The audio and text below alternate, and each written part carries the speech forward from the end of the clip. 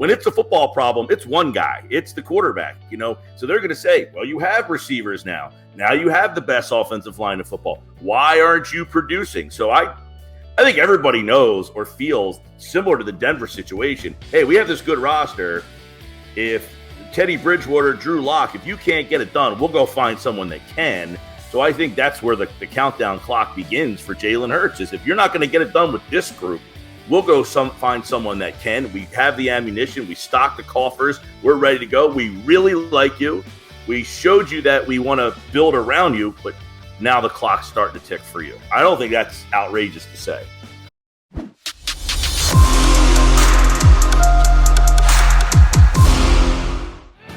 John McMullen, Jody McDonald, here with you on Birds 365, and they're setting his shot from the Jersey Shore is our buddy from the Sports Bash 97.3 ESPN, Mike Gill, who, like John and myself, is underdressed.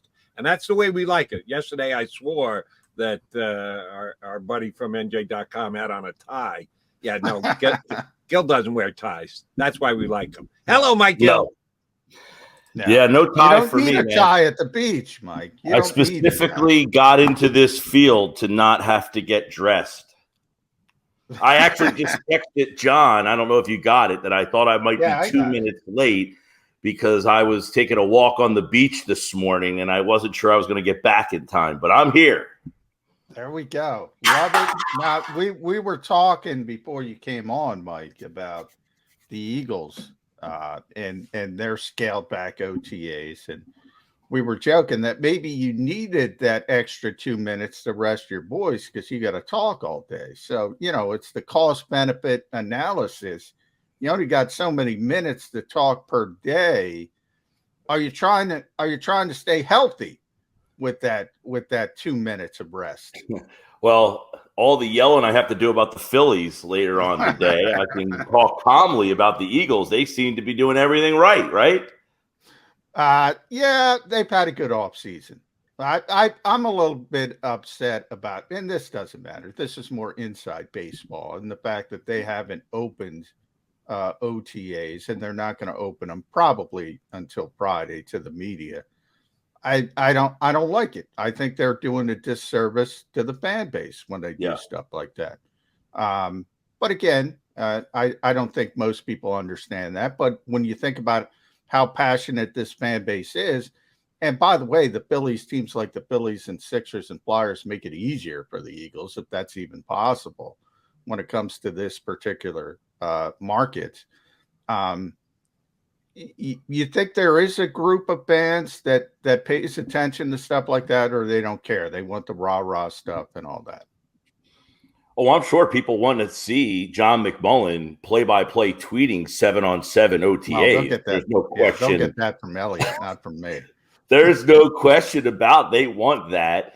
Man, I remember this is, at the time, this is kind of it's been a very interesting week. I was interning for Jody on the Mac and Mac show, and this is 1998. And part of the thing that I had to do was go set up a show up at Lehigh, and I'd be there like, who the hell's driving out in the middle of here? And, I'm like 18 years old. Now, mind you, I lived down the Jersey Shore my whole life and never did training camp as a kid, like not something that my father took me to. And I'm thinking as I'm doing this internship, like, who the hell is going to be here? And sure enough, when I got there, I was like, holy mackerel. So to answer your question, do the fans want to know? Yeah, and I think, little by little, what is important about OTA? Well, there's a lot of verbiage. They're installing stuff. They want to see who can comprehend the verbiage through their mind and then act it. And I think it's always downplayed a little bit, guys. You might disagree, John. You're there all the time. But I think, I coach on a very small level, 13-year-old baseball. But we do hitting in February. And at that time, you see somebody and you're like, when we get out on the field, I definitely want to pay more attention to that guy. And I'm wondering if there's guys that are going through this right now where the coaches don't have any expectation. They see him in these 7-on-7 settings, and they're like, you know what? When we get to the real thing, I'm going to focus more on that guy than I thought I was going to. So those are the type of things that, I think get lost in the shuffle here a little bit, but, we're also starved for football. Maybe I'm just making things up. No, you're not. And you're not making up the link to that ride to Lehigh. I'm a South Jersey guy. You're a down the shore South Jersey guy, which is another 45 minutes to an hour on top of it. It was a pain in the butt to get up there. Guess what? It was worth it. You were getting paid, not me. You were right there on top of the players. You could come up with your own analysis of what the Eagles were doing right and doing wrong. And if you're a fan, you want to know that. Well, I shouldn't say that. You should want to know that. You should want to know what the strengths and weaknesses of your team, and you should want to be able to make that call for yourself. And you used to be able to do it for umpteen practices every single preseason. Now, in their little bubbles, stay under wraps, not let the media in. You just have to cross your fingers and hope that the Eagles are a much improved team. They look like it on paper, but we won't really know it until we see it in action, will we, Mike? No, Jody, and you know this from, you took call after call after call for all those years where people will call and discuss who the backup center will be. I mean, and right now we have legitimate conversation of, I'd like to see who's getting those reps at right guard at this point. What are they doing in that spot? You got 3 or 4 guys who are in the mix there. While it seems that a lot of the first team stuff is pretty settled, what's that defensive line rotation going to look like? Who are they going to pair up together? What's the linebacking core starting to look like? Which 2 guys or 3 guys will John Gannon lean on the most? Where are they going to kind of line up? Is it going to be a 3-man, a 4-man, a 5-man front when they put those pieces out there? I don't know that they're showing that right now, but we'd like to get a little bit of clues because after this week, I guess next week, it's going to be radio silence for a little while, and all those conversations are going to be put to rest. So we really don't have any indication of what they're thinking with all these new pieces. I'm really intrigued by a lot of these things, but also, okay, they've got A.J. Brown, they've got Smith, but are they completely off Rager? Is he getting any reps? Is Watkins the guy for them? What about Zach Pascal? They brought him in. They feel more comfortable. Is he usurping both of those guys? Is he going to be the third guy? So there are some definite things that I'd like some clues to this week, but unfortunately, we're getting bupkis. Well, we'll get a little bit of that hopefully on Friday, tentatively, as I say. But you mentioned some of those question marks, Mike. Peter King, I always call this list season. Everybody comes out with a list. Mike Tannenbaum's doing his tier list, our buddy, the former Jets GM on the 33rd team. Everybody's got lists this time of year. Peter King came out with his power rankings, and he had the Eagles at number 9. Number 9 in this league. And San Francisco was number 10. And I looked at Peter and I said to myself, aren't the Eagles trying to be San Francisco? San Francisco's the team that went to the Super Bowl and went to an NFC championship game. They've already reached the Final Four in 2 out of 3 seasons. The one year they didn't because Nick Bosa got hurt. The Eagles have Hassan Reddick, but they have Bosa. The Eagles have Jordan Mailata, but they have Trent Williams. The Eagles have A.J. Brown, but they have Deebo Samuel. Are people skipping steps with the Eagles when they're saying this is a top 10 level team? It's a fair question, and I saw that list, and I also noticed that they were the 4th highest in the conference. Yeah. So really, they were ahead of Dallas, so they were the best in the East. They were the 4th highest in the conference, which puts them in a spot that, I don't know. It's an interesting question because we had this conversation on my show last week. Do the Eagles have a Super Bowl roster but not a Super Bowl quarterback? In other words, are they the Denver Broncos of last year? Everybody said this Broncos roster is really good. They just need a quarterback. They went through the year. They finished like 8-9, and then they went out and got Russell Wilson. Are the Eagles in a similar spot where they feel their roster is there? They want to see what they have in the quarterback. And I think that's where the conversation comes in. Maybe Peter King thinks higher of Jalen Hurts than others do and thinks higher of him than he does Trey Lance, and therefore thinks the Eagles might be a smidge better than 49ers with, similar rosters. Now, I think you mentioned a couple of individual players, but is the Eagles' offensive line as a whole better than San Francisco's? Is their run game better than San Francisco's? They have Deebo, but do they have more in their offense? Do they have Kittle, Goddard, okay, probably slight edge, but they're very similar. It's an interesting point, but maybe he just likes Hurts more than the local fans do. I got a Jalen Hurts question for you, because every year in the National Football League breaks down into segments. The Philadelphia Eagles made the playoffs. Not everybody thought that was going to be the case. They did. More power to them. First-year coach, first-year starter for Jalen Hurts. They ended up making the playoffs. They finished 9-7. Yeah, I said 9-7 because 9-8 doesn't count because they played the JV against the Cowboys last game of the season. So 9-7 make the playoffs. And then they got their tails kicked by the Tampa Bay Buccaneers, which, oh, by the way, Jalen Hurts wasn't very good, nor was the Eagle defense, who let Tom Brady go up and down the field. So they end up getting crushed in that game. And now begins the season of what you were just talking about, Mike. Is the quarterback good enough? That's the issue. It's all about the quarterback. The quarterback isn't good. Second-round pick. He couldn't stay at Alabama, and just run through the litany of things that Jalen Hurts couldn't do or wasn't. And then the offseason started, and they started upgrading in different places, and they get guys like A.J. Brown, and they have the draft they have, and Jalen Hurts comes out of focus. You know, as soon as they start playing games, and it won't be preseason because he didn't play in the preseason last year, so he's not going to play in the preseason this year, but as soon as they play that first game of the season, all the attention, focus, and pressure is going to return to Jalen Hurts. How does that play with the Eagles this year? Yeah, and I think another thing that we should be added to the game against Tampa was they didn't run the ball very well against them either. You know, they had been running the ball pretty much exclusively against everybody. Well, when they saw a defense like Tampa, they didn't do a very good job of that either. So are they going to lean on the run? Somebody brought up an interesting point about, are they going to have a similar offense where they do feature the run, but just take more shots because they have more weapons? But you're right. It's like what's going on with the Phillies right now. Everybody wants to find someone to blame.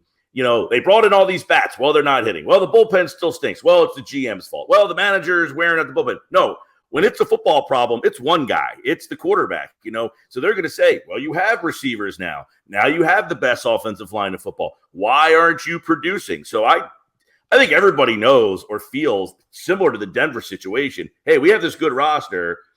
If Teddy Bridgewater, Drew Lock, if you can't get it done, we'll go find someone that can. So I think that's where the countdown clock begins for Jalen Hurts, is if you're not going to get it done with this group, we'll go find someone that can. We have the ammunition. We stock the coffers. We're ready to go. We really like you.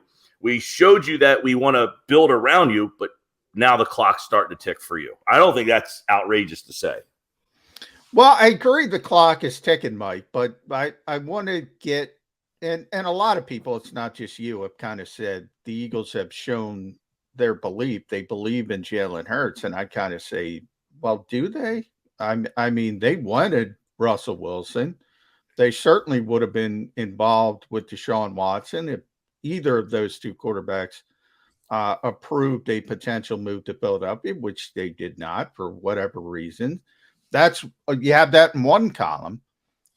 However, I will say in the other column, the Eagles didn't seem interested in any Jimmy Garoppolo-like upgrades or Baker Mayfield-like upgrades or Sam Darnold, whomever, quarterbacks that are probably available. And you can argue would be a slight upgrade, certainly with Garoppolo and Baker Mayfield, if the former is healthy.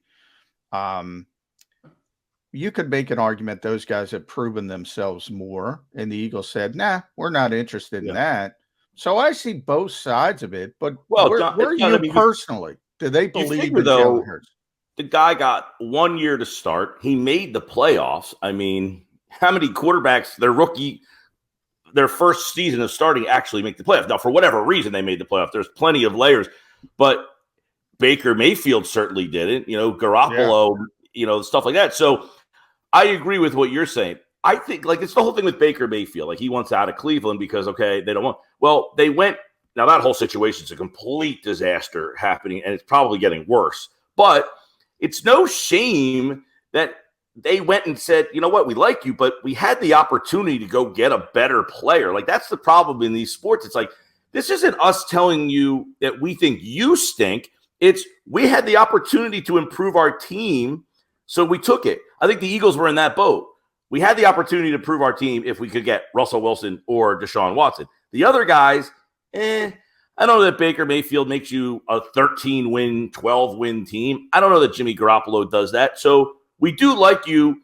We just don't like you better than Russell Wilson and Deshaun Watson. And I don't think that's outlandish for any organization to tell anybody who's the starting quarterback. You're always on the clock. You can always be replaced by somebody better. Now, if you make a lateral move, like you suggested, John, well then, we didn't really like you all that much. But I think they generally do like the intangibles that he brings, and I think they hope that he takes that step, and they went out and got pieces to help him take that step. Now it's up to him to do it. All right, I want to run this by both of you guys. Here comes the hypothetical question time. John, as you just discussed, they verbally backed Jalen Hurts every chance they had during this. Every time they got a chance, Jalen's our guy. We love Jalen. Jalen's our quarterback. We're going forward with Jalen. But yet we believe, and reports are, that they did go out and look at other quarterbacks. High-level quarterbacks couldn't acquire any of them. So Jalen is back again, and they stayed good to their word, even if they were just hedging and didn't really mean it. Let's put it into practicality. Go into the season, Eagles are 3-4 after 7 games. Jalen Hurts is the exact same quarterback he was last year. Not terrible. Breaks off, makes a play with his legs every once in a while. Completion percentage isn't good enough. Not enough touchdown passes. And the Eagles are 3-4 after 7 games. Who's going to be the quarterback the rest of the season for the Eagles? Mike, you first. Well, with everything, there's a lot of variables there. Who's hurt? What happened around them? How the defense played? Did they win? Did they lose 40? Everything else is exactly the same as last year. Everything else. Right. Defense is the defense. They've added these other talented weapons, and the results aren't any better than they were last year.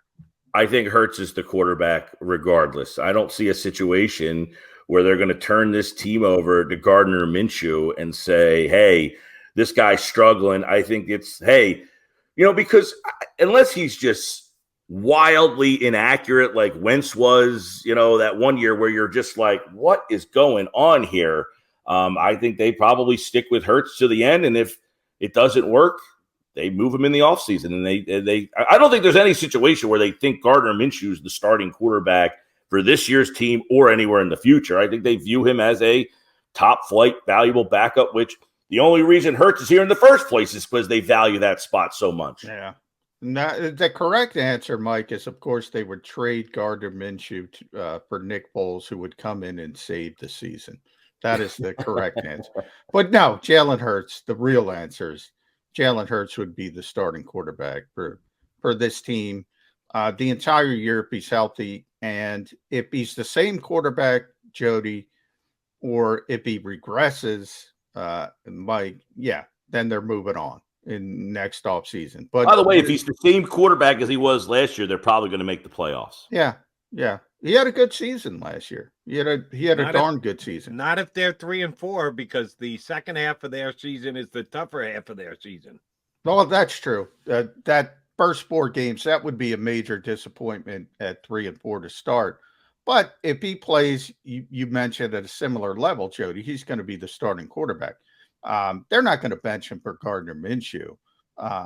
If that's where we're going, they don't see Gardner Minshew as a starting quarterback. But John, how much do you think that ankle injury prevented his, the last 4 games? He clearly wasn't the same guy running. So how much did that factor? Like he kind of flatlined, it seemed. I mean, this guy had 3,200 yards. He had 700 yards rushing. I'm doing this off the top of my head, but I mean, he had like 25. He accounted for like 25 touchdowns and only turned the ball over less than 10 times. I mean, for the first year of being the guy, those are some numbers if you can improve on. I hate to go back to a conversation that you guys brought up to me a while back, but you might have to consider paying that guy $30 million.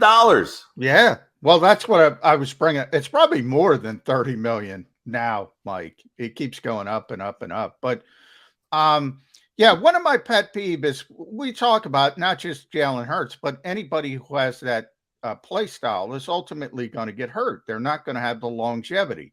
If you're hoping to play into your 40s like Tom Brady or Drew Brees, it's not going to happen if you play that style of football. And they say Jalen didn't get hurt. Yeah, he did. Yeah, he just played through it, and he had surgery, and he wasn't the same player. Yeah, and it affected him. It affected him immensely. And ironically, he got hurt in the pocket. But nonetheless, anytime you get banged up and you're playing through it, and it's a wonderful thing. But I asked Baker Mayfield about that because he played through a serious injury, and everybody whatted on him because he didn't look like the same player. Same thing with Jalen Hurts. You've not only got to be on the field, you got to be playing in an optimum level. I think one of the silver linings to that injury, the Eagles were hoping, was that it would force him to stay in the pocket, obviously, which it did, and he would start to improve that part of his game. I don't know if that necessarily happened, but maybe it did long term. Maybe he learned a little bit about himself. Oh, wait, 26. He ran for 10 touchdowns. Mike, here's the problem with your theory. He played well in those 3 final games. Before he sat out with the other starters in the JV game against Dallas, they beat Washington, they beat the Giants, and they beat Washington again. I know it was against lesser teams, but they are division opponents. He won all 3 games and put up pretty good numbers in all 3 of those games. So how much did the ankle injury actually hurt him? He got bet. He was hurt. Then he played 3 good games. Then he took a week off. Then he sucked against Tampa Bay. Oh, it must have been the ankle. Well, how did he get over the ankle to play well enough to beat Washington twice and the Giants once? Well, I don't know that he played. He might have played well, Jody. Right. I don't know that he played. He wasn't the same dual threat guy that makes him. Versus Washington, 20 of 26. Their first win against Washington. Yeah, I mean, you can't. You know me, I'm not a numbers guy, but you can't take out number one, you can't take out Tampa Bay, right? That counts too. 2. No. Hold on, John. Let me explain myself again. Mike made the theory. How much did we're talking about the ankle injury. Right. How much did the ankle injury hurt? Yeah, but how much? Well, he how hurt much his did he ankle. run in those games? Came back, at least my opinion. Well, you can look at the numbers and not look at the numbers. He played well enough to beat Washington, beat the Giants, and beat Washington. Then took a week off with the rest of the starters, and he had the lousy game against Tampa Bay. How do we write that off as the ankle when he had played 3 good weeks and got a week off before the playoff game? I would tell you was the competition. It was the fact that Tampa was the competition, good, but he also stopped. What are the running numbers? He stopped running the football. But the more important part is he showed up after the Tampa game in a boot and he had surgery. So he was playing through an injury. And the Eagles downplayed it for obvious reasons, and they should have. That part I'm not going to criticize him for, because you don't want to alert the world that, hey, the quarterback's not healthy. The quarterback's working through something, but he had surgery. I mean, he hurt himself, and he hurt himself against the Giants. And after the fact, the Eagles admitted that, and it was more serious. And he deserves credit, by the way, for playing through that and playing at a level where you can beat. Again, it's not the Eagles' fault. I said that at the beginning of the show, Jody. The lesser part of their schedule, it's not their fault. It's not Jalen Hurts' fault. They took advantage of playing the Giants and Washington and teams and those teams. It's games they should have won. It's games they did win. Jalen Hurts deserves credit for winning those games and fighting through those injuries, but he was injured. There's no doubt about that. Which, by the way, a team like the Colts, they didn't win a game they were supposed to win against Jacksonville, and it cost them from making the playoffs. And I would also add, like Jalen Hurts, I think that's an interesting point that you bring up, Jody, is that he did play well in those games, and that was without a key part of his game, which is the dual threat runner. He ran for almost 800 yards and 10 touchdowns. That's a pretty big part of his game that he really didn't rely on to win those games. So if anything, is that a positive to go into the season? Is, hey, he won some games without that part of his game being a factor. Yeah, and look, we know where the Giants and the what were they called last year? The Washington football team. Yeah, we know where they were at that point of the season. They weren't good opponents, but the Eagles deserve credit for taking care of business, and that's why everybody went into the playoffs so hype. And then it was like, oh, you're like 10 minutes into the game. This is different. It's not going to be that way against Tampa Bay, and it wasn't that way against Tampa Bay, and you know, the key to the Eagles this year is they want improvement from that, right? So you have an easy schedule on paper, at least. You made the playoffs last year. You've added A.J. Brown. You've added Jordan Davis, Hassan Reddick, James Bradbury, Nakobe Dean, Kaiser White. This should be a better football team, right? So if it's not, who's going to get the blame? Well, it's going to be Jalen Hurts, number one. Then maybe Jonathan Gannon, number two. Yeah. And interestingly, Nick Sirianni's number three. That's my next question, Mike. You think Nick's skating under the radar a little bit? Everybody's like, Nick's fine. We're worried about Jalen Hurts and Jonathan Gannon. Oh, that's a good question. It's funny because I was going to chime in and say, usually it's Roseman. Everybody likes to blame him, but how can you praise him and then in the same season say it's always Roseman's fault? I mean, so is he absolved of any blame this season? I would think he is. People think the roster, I mean, Peter King's got him top 10, right? Well, a couple of years ago when they went out and got Darius Slay and, they were going for it. I mean, people liked what they did then, and then it turned into a disaster. They had injuries all over the place, and it was, Roseman's the worst. He's got to be fired. But it's interesting that he didn't make your list of three guys because he's the default guy. Yeah, I don't even think about Howie. Right, it's funny. Yeah. But think about that. So Sirianni, you're right. I don't hear much like, do we like this guy? Do we not like this guy? Do we think he did a good job? Somebody asked me, like, does he need to do a better job of making adjustments? And I thought they threw the ball more than anybody in the league almost last year, and then they ran the ball more than. Isn't that an adjustment right there, realizing I don't have the horses? So I feel like even if the front office was saying, you got to throw the ball, he at least showed, I don't care, I'm going to run the ball if I have to. So that makes me feel like he's got some voice in there. But where would he be on the pantheon of I would say that if the team is struggling and they're failing, he would have to be a part of that, right? Yeah. And John Gannon, by the way, John Gannon, by the way, Les Bowen asked him a question I thought was very interesting. He said, well, you got all these new pieces, and maybe you'll now call defenses that you couldn't do last year. Nah, I think I can do. I was like, you had an out here to say, yeah, you're right. We didn't have the personnel. We tried. It didn't really work. We hope to have, but so John Gannon would almost have to be on this list as well because the defense was so criticized last year. He's got all these new pieces that are seemingly what he wants. And I would think if the defense struggles, he's got to be at the top of that list. Which gets me back to my hypothetical question of earlier. You guys both made it sound like 0% chance. I'm not going to put it at 0. Nick Sirianni did show last year. Then when things are going bad, he's not only willing to change, he's willing to change drastically.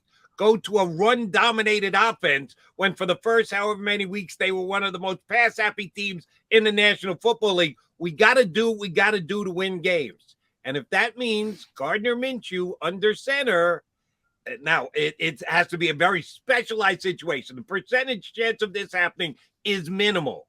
It's not 0. If Hurts is not playing well and they're right there as a 500 team, not with an easy schedule, at least it looks on paper, to start the season, I'm telling you, there's a possibility that they go Gardner to the rescue. I would be pretty surprised, but okay, I won't give it 0. I'll go up to like 9. 9%. I'll take 10. Right. Get it up to 10, and you and I can be together, Gill. I'm gonna go 2%. Because I always like to leave the door slightly ajar. I do not think the Eagles think Gardner Minshew is a top-tier starting quarterback. I think they think he's a very good backup, and I agree with them. I think he's a very good backup. I think he's a top 5 backup, but I don't want him starting for a long term, and I think the Eagles kind of understand that. And that's why when Gardner, beat the Jets, and by the way, he was pretty stinking good against the Jets, but as Jody will point out, as a Jets fan, and he can do it, that's just the Jets. Yeah. He walked in, and God bless him, Gardner Minshew, because he got confidence in himself, walked into Nick Sirianni's office and said, "Hey, what do I got to do to win this job?" And Nick said, "Hey, slow down, buddy. We're not starting you." And by the way, it's rare that a coach will do that. They try to protect their players. You just mentioned Jonathan Gannon. When Les asked him that question, Jonathan Gannon was protecting his players from last year. Yeah, he's going to do a bunch of different stuff because he's got a whole bunch of horses. Nick was like, "Yeah, not even thinking about it." I don't think. Remember, and I bring up the Baker Mayfields again, Mike, in the Jimmy Garoppolo's. They don't think they're better options than Jalen Hurts. They're certainly not going to wake up one day and say, "Hey, maybe we got to go Gardner Minshew." That's where I am. Yeah, the Minshew thing, again, like when I think of the Eagles and the way they look at their backup, it's if our starter gets hurt, somebody who can keep our season afloat, who can not a guy who can replace our starter, not someone who's going to come in and basically, change the outcome of our season because he's I know everybody likes the backup quarterback, and he's a likable guy. He's got the bomber jacket, the Fu Manchu. He's smoking. He's hugging his dad. It's a great guy to get around, but I think if you're turning to that, you're in desperate times. 9%. 9%. There's Boston strong. There's Philly strong. There's Carson McMullen strong. Yeah. And then there's Carson strong. And if he comes in and he can spin it better than anybody else in the 42-minute workout sessions the Eagles are going to have this offseason, just remember that name. And that's why people need to be there this week to see what that kid looks like. Right. Exactly. I want to see what that knee looks like. I want to see what that arm strength, how that ball comes out of his hand a little differently than the other guys. All right. At Mike Gill Show on Twitter, host of the Sports Bash every day, Monday through Friday, 2 to 6 on 97.3 ESPN down the shore. Mike Gill, I can't let you leave your buddy, Bill Brooks, AEW World Heavyweight Champion. Did you get a text? Did you text him? Did you say congratulations, CM Punk? No, you know what? I got to be honest, man. I have not really watched a lot of either in a while. Now, I did know that he was in the main event, but that was on like this night of Game 7. Yeah, so it was Game 7. Yeah, I missed all that. Didn't work out. Yeah. No, I actually there was something that came across. I meant to text him the other day, and I kind of got lost in the sauce. His name came up. He's big time now. He's the world champ. He's not going to answer your text now. He does. He has gotten back to me in why he's been. When I last texted him was when he was in that whole thing with Eddie Kingston. I was asking him like, "What's your beef with this dude, man?" It was like this, like legit. Yeah, he shouldn't. CM Punk shouldn't be reaching out to you. He should be reaching out to McMullen because McMullen talked the belt off Hangman Adam Page. Yes, he's been calling him not up to championship standards for months. I saw you getting in on. I guess this MJF thing is like he's trying to pull like a Brian. That's a big deal. Yeah, he's trying to work everybody. I want to have the time to get back into it. I just don't have the time. Yeah, I hear you. I'm still trying to get the wrestling podcast off the ground. I think they're putting on better shows than the WWE these days. I'm surprised that Johnny Mac hasn't come along. He's still pretty tough on his buddy, Mr. Khan. I think their shows have been pretty damn good. It's fun. You said the wrestling podcast. That I have time for. I actually just started a new podcast. I record it on Wednesdays. It drops on Thursdays. It's called The Announcer Schedules. We talk about the announcers and all the different announcers who are doing all the different games and yada, yada, yada. So we have all these announcers who follow us now, and they actually are looking to try to get on the podcast. I should do the wrestling podcast and see if that gains any traction. I said I don't have any time, but I'm willing to take on more projects. All right. Well, we'll get it because I can get Tony Khan on the show. That'll be a big. I could get CM Punk on the show. There we Very go. good. I get Bruno Sammartino on, but he's no longer with us. Mike Gill, always a pleasure, buddy. Appreciate you coming on. Thanks. And next time you don't have to wear a tie either. No, I had to let my hair dry a little bit before I put my hat on, so my hair sets nice for the day. You guys should try it. Never mind. Very good. All right, Mike. Well Gill, done. Thank you very much. The Sports Bash down at Shore. Mike Gill here with us on Birds 365. All right, Jody Mac, Johnny Mac coming back. We've got Zach Berman of The Athletics going to join us next hour. So there's no reason for you to not stream right here on Birds 365.